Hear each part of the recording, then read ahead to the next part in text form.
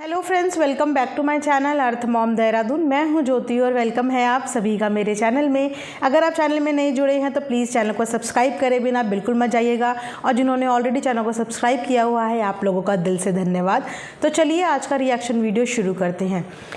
इससे पहले मैंने फर्स्ट वीडियो बनाई थी देवरानी जी के लिए, और देवरानी जी की उस वीडियो को आप सब लोगों ने बहुत ज़्यादा प्यार दिया, बहुत ज़्यादा पसंद किया, उसके लिए थैंक यू सो मच।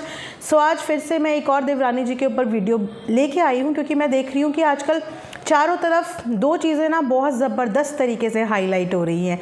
एक हो रही है धमकी धमकी धमकी, और एक हो रही है स्ट्राइक स्ट्राइक स्ट्राइक। दोनों ही चीज़ें इतनी ज़्यादा हाईलाइट हो रही है कि शायद ही मैंने इससे पहले इस तरीके की कभी कोई खबर इतनी ज़्यादा सर्कुलेट होते हुए देखा हो कि हर दूसरा तीसरा बंदा इसी चीज़ के बारे में बात कर रहा है, लाइव कर रहा है, चर्चा कर रहा है।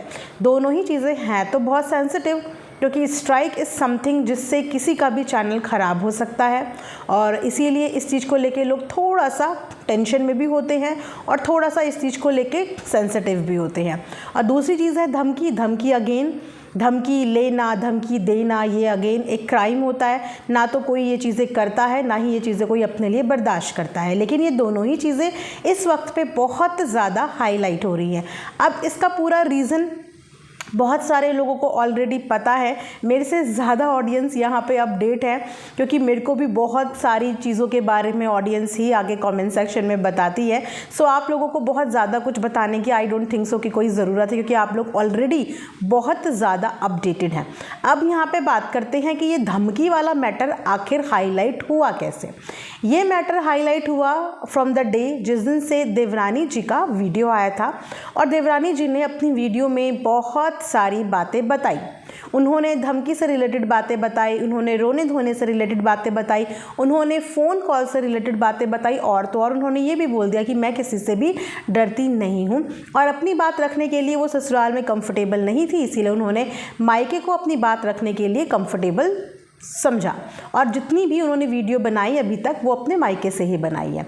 अच्छा, इतनी कॉन्फिडेंटली वो एक वीडियो लेके आई जिस वीडियो में उन्होंने ये सब बातें करी, लेकिन देखते ही देखते उस वीडियो का कमेंट सेक्शन ऑफ हो गया।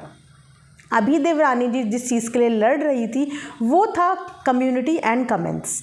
उनकी वीडियो में यही था ना कि वो बोल रही थी कि मैं ना तो कोई कमेंट डिलीट करूँगी, ना ही मैं कोई कम्युनिटी डिलीट करूँगी, और मेरे को इन्हीं दोनों चीज़ों के लिए धमकी दी जा रही है, और मुझे इन्हीं दोनों चीज़ों के लिए फोर्स किया जा रहा है, मेरे को कॉल किया जा रहा है। अब जब इन दोनों में से कोई चीज़ करने के लिए ये अग्री नहीं थी, तो फिर कैसे करंट वीडियो का कमेंट सेक्शन इन्होंने ऑफ कर लिया। एक तरीके से देखा जाए तो इस समय पे देवरानी जी भी ज़िद पे अड़ गई हैं।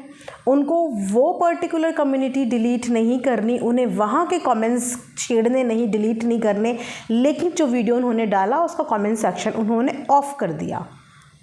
ये चीज़ मुझे बिल्कुल भी समझ में नहीं आई कि अगर किसी बात का मान ही रखना था तो फिर सबके कर देते नेगेटिव कमेंट्स डिलीट, और अगर नहीं करना था तो फिर इस पर्टिकुलर वीडियो के क्यों डिलीट करें। चलिए, उसके बाद ये वीडियो डालने के बाद वो लाइव में भी आई, और लाइव में आने के बाद उन्होंने बहुत सारे सवाल तो पढ़े, लेकिन सारे के सारे नॉन कॉन्ट्रोवर्शियल आंसर उन्होंने दिए। दैट मीन्स कि हम ये कंसिडर कर सकते हैं कि शायद बैक कैमरा इन लोगों का मैटर कहीं ना कहीं किसी न किसी चीज़ से सॉल्व हुआ है।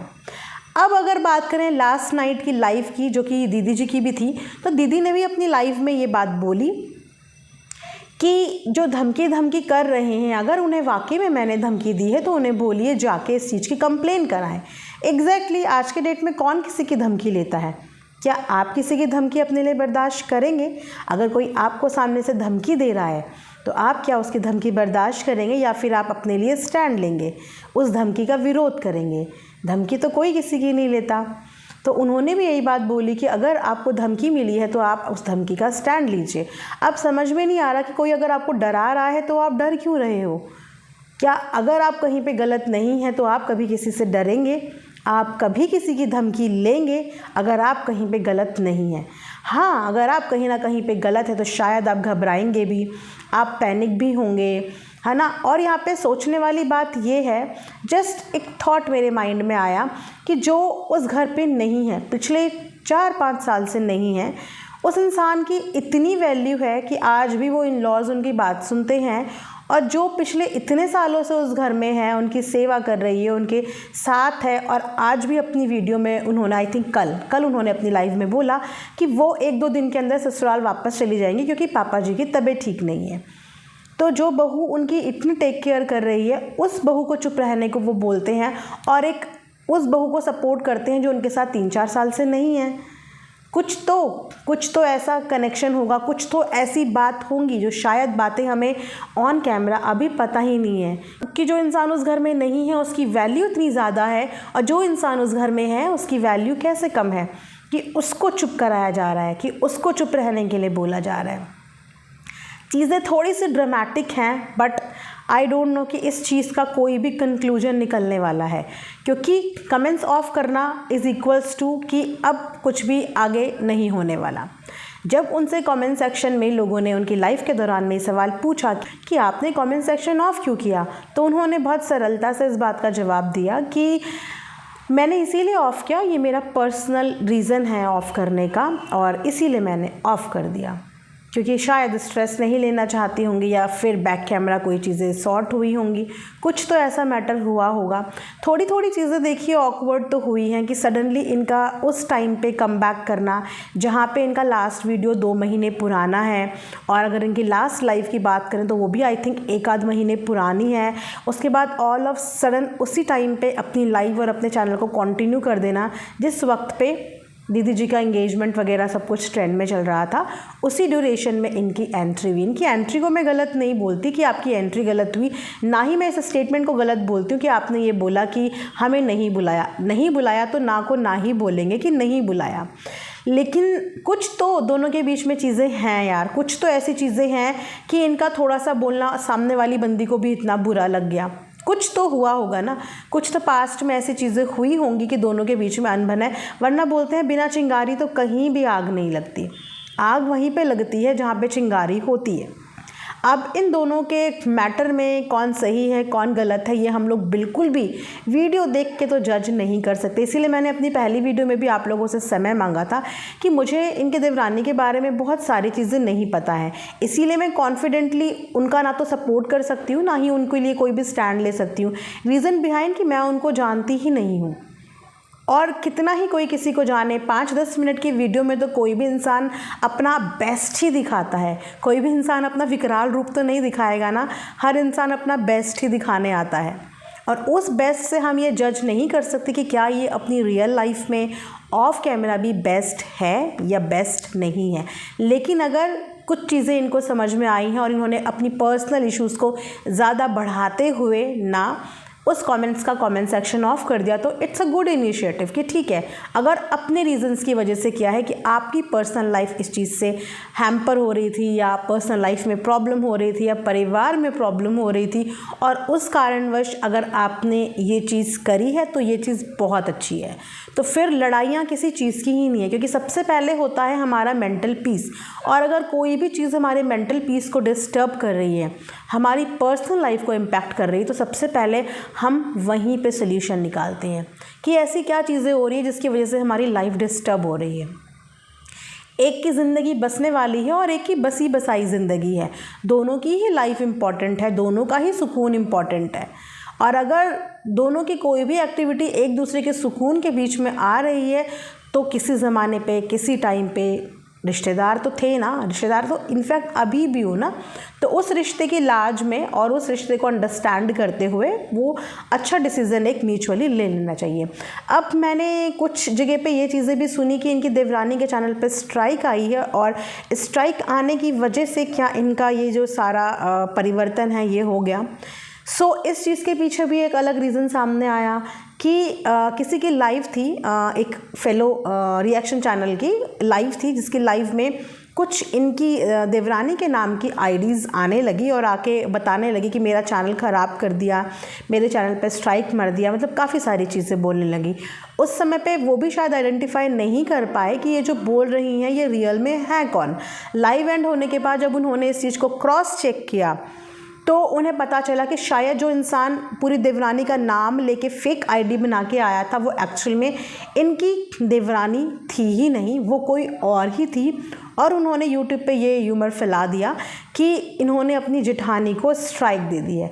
स्ट्राइक देना आसान नहीं होता है। स्ट्राइक कोई क्या है मतलब कि किसी को भी उठा के दे दोगे, नहीं। स्ट्राइक के भी कुछ रूल्स एंड रेगुलेशंस होती हैं, कुछ गाइडलाइंस होती हैं, जिन गाइडलाइंस के अंडर रहते हुए ही आप कोई भी स्ट्राइक प्रोसेस कर सकते हो। ऐसे ही थोड़ी किसी से दुश्मनी निकालने के लिए आप कोई भी स्ट्राइक प्रोसेस कर दोगे, नहीं। दुश्मनी निकालने के लिए कभी भी ऐसी चीज़ों का इस्तेमाल नहीं करना चाहिए जिससे आप सामने वाले का नुकसान कर रहे हो, क्योंकि फिर आप में और उसमें कोई भी फ़र्क नहीं रह जाता। मेरा मानना ये है कि communication is the best solution. अगर आपको किसी चीज़ में कोई प्रॉब्लम हो रही है या आपको ऐसा लग रहा है कि कोई चीज़ ऊपर नीचे है, तो आप बेस्ट तरीका होता है कि आप उस चीज़ के बारे में डायरेक्ट कम्युनिकेट करो। कम्युनिकेट करने के भी तरीके होते हैं। बोलते हैं कि आप नफ़रत से नफ़रत ही पाओगे, लेकिन प्यार से आप प्यार ही पाओगे। अगर आपको कोई चीज़ ऊपर नीचे लग रही है तो एक अच्छे वे में जाके आप उस चीज़ को क्लियर कर सकते हो, और उसके बाद आप सामने वाले का रिस्पॉन्स देखना, क्योंकि हर इंसान यहाँ पे प्यार का भूखा होता है। और रूडनेस ये सब चीज़ें तो कोई किसी की नहीं लेता है, लेकिन हाँ, अगर आप उस रूडनेस को भी प्यार में बदलना चाहते हो तो आप अपनी तरफ से ये इनिशिएटिव ले सकते हो। और इसका मैजिक आप देखना, एक बार ये ट्रिक आजमाना ज़रूर, कि अगर आपको किसी के साइड से अपने लिए पॉजिटिविटी चाहिए और आप चाहते हैं कि सामने वाला आपके अंदर कुछ पॉजिटिविटी नोटिस करे, तो सबसे पहले जाके अपना वो साइड, अपनी वो पॉजिटिविटी सामने वाले के सामने सर्व करो। उसको सुनो, उसको समझो कि उसको ऐसी क्या प्रॉब्लम है, क्योंकि मुझे नहीं लगता कि यहाँ पे कोई भी किसी का दुश्मन होता है या किसी को भी किसी से कोई पर्सनल प्रॉब्लम होती है, ऐसा नहीं होता है। बस क्या होता है ना कि आपके कंटेंट पे हर इंसान अपने अपने तरीके से उस कंटेंट को देखता है, अपने एक नज़रिए से देखता है। किसी नज़रिए से उसे सही लगता है और किसी नज़रिए से उसे गलत लगता है, उसके हिसाब से वो रिएक्ट करता है। बट अगर आपको ऐसा फील होता है इन एनी स्टेज कि सामने वाला बंदा आपको लिए एक गलत परसेप्शन सेट कर रहा है और आपका मतलब ये नहीं था, तो आई थिंक इतना कंफ्यूज ना करते हुए आपको डायरेक्ट अपनी बात कन्वे करनी चाहिए। मैं श्योर हूँ कि डेफिनेटली हर एक इंसान आपकी बात सुनेगा, अनटिल अनलेस कि आपको उसको समझाना तो पड़ेगा, आपको उसे बताना पड़ेगा कि इस चीज़ के पीछे ये वजह है, इस चीज़ के पीछे ये वजह है, आप इतना गलत क्यों सोच रहे हो, आप इतना गलत क्यों बोल रहे हो, लेकिन एक प्रॉपर तरीके से, क्योंकि हर इंसान रिस्पेक्ट डिज़र्व करता है और हर इंसान इज़्ज़त का भूखा होता है। बट अगर आप किसी से रूडली या बदतमीज़ी से करोगे तो फिर यहाँ पे कोई किसी की नहीं लेता, एक के बढ़कर एक है, कोई किसी से अपने आप को कम नहीं समझता। और येस, कोई किसी से देखे कम है ही नहीं, सब अपनी मेहनत कर रहे हैं, अपनी मेहनत से काम कर रहे हैं, अपनी मेहनत से खाना खा रहे हैं, अपनी मेहनत से पहन रहे हैं, अपनी मेहनत से रह रहे हैं, तो फिर कोई किसी की यहाँ पे लेने को है नहीं। सो इस समय पे ये चीज़ें बहुत ज़्यादा चल रही थी, मैंने सोचा चलिए एक छोटा सा रिएक्शन वीडियो मैं इस पे बनाती हूँ। आई होप कि आप लोगों को ये वीडियो पसंद आया होगा। बाकी कमेंट सेक्शन में आप लोग अपना मुझे बताइएगा पॉइंट ऑफ व्यू, साथ ही साथ ये भी बताना कि आप लोगों को मेरा रिएक्शन वीडियो कैसा लगा। मिलेंगे नेक्स्ट वीडियो में, तब तक अपना ध्यान रखिए। Thanks for watching earth mom Dehradun.